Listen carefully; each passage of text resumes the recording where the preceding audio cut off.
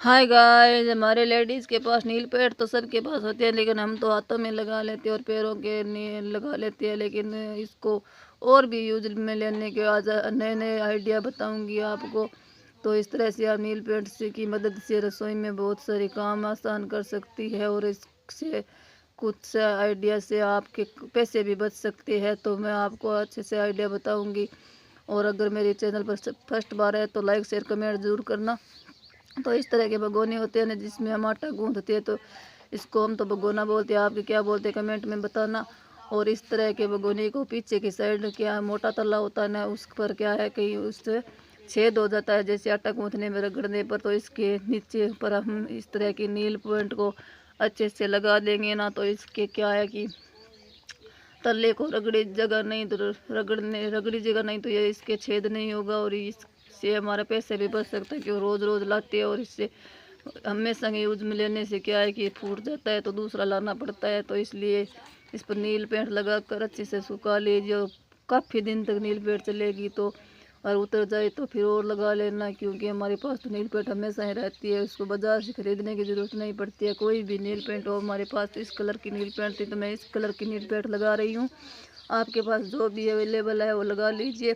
तो बढ़ते अगले ट्रिक के साथ है।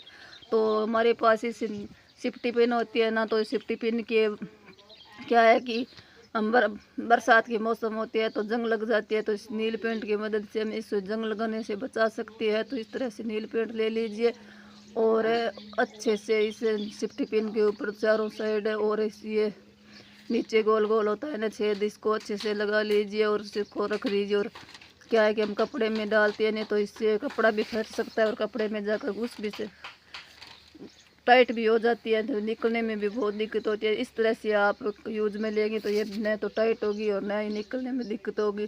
तो है ना कमाल का आइडिया।